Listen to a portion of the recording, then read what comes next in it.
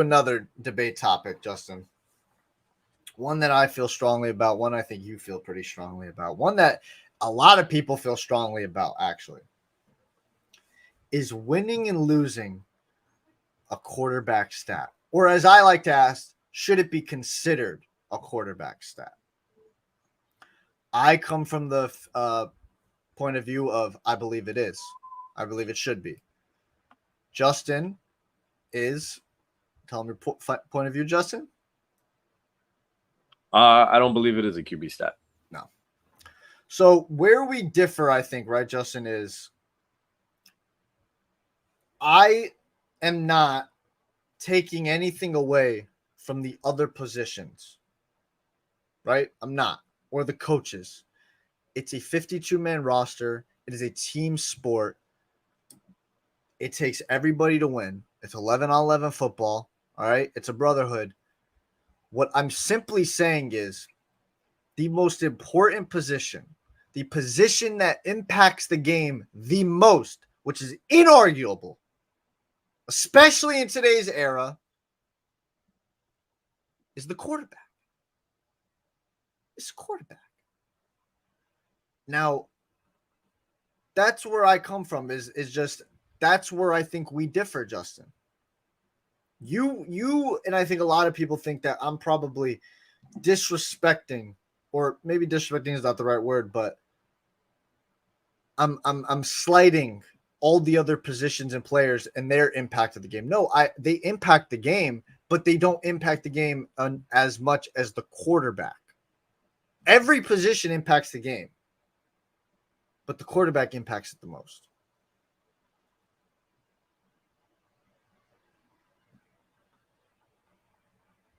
What say you, Brandon? Justin? You're right. The quarterback position impacts the game the most. But the reason why I believe it's not solely always on the quarterback now, a largest part of the responsibility is, I'll tell you that, but it's much like a major league starter in baseball. They could go out there, they can give you 7 innings of 8 strikeouts and 1 run ball. But if your team doesn't score, you have nothing to do about it. You did everything you could to keep your team in the game, or you could even throw a complete shutout, and your team doesn't score a run in the 9 innings that you were on the mound, and then you go to another arm and the game's over. Things happen. So it's not necessarily always to blame on the starting pitcher or on the quarterback here. So I throw this scenario at you. No, not scenario, but something that we've been talking about. We talk about Deshaun Watson. And the only reason I keep on throwing that 4-win season at you is because I know how much you talk about how wins and quarterbacks, they correlate, that's a QB stat. Deshaun Watson was 4-12 in his last full year as a starter. He threw for 4,823 yards, 33 touchdowns, 7 interceptions. An absolute MVP style season. He won 4 games. You go to guys like Phillip Rivers.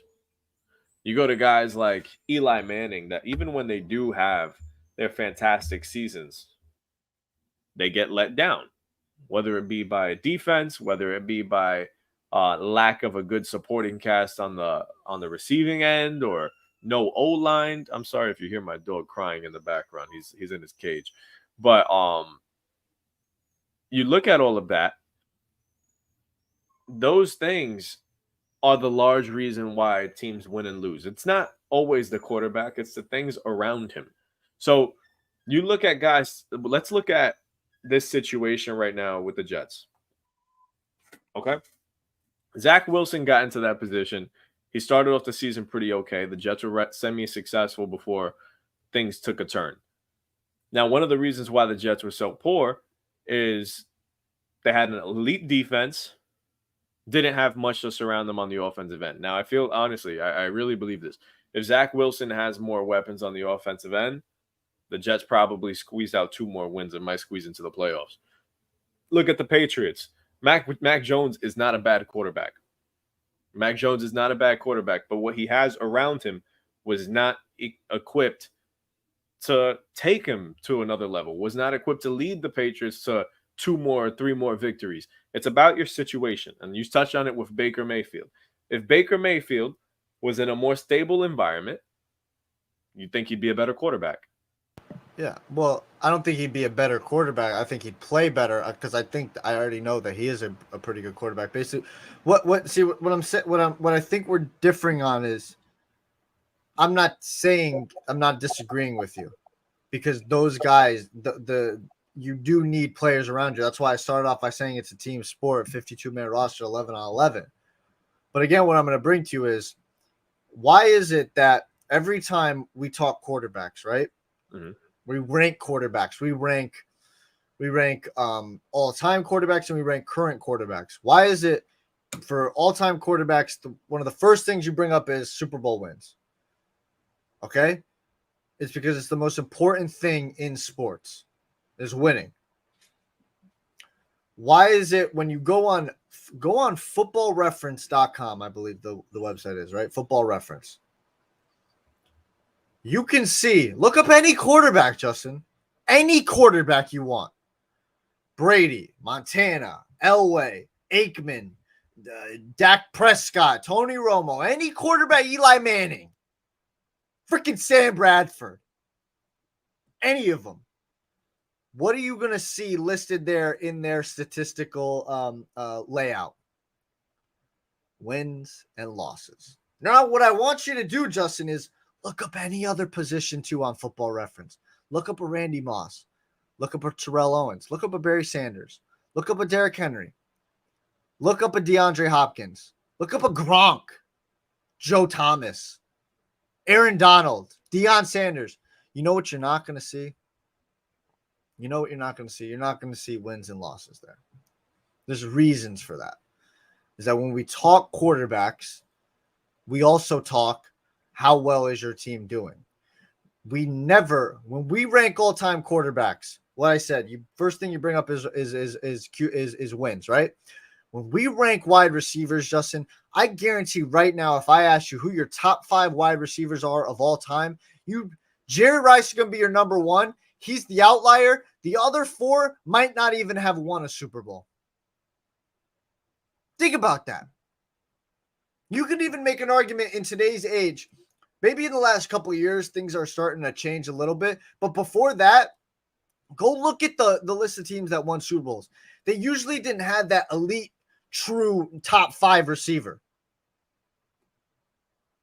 or running back. Like there's reason. Adrian Peterson, Barry Sanders.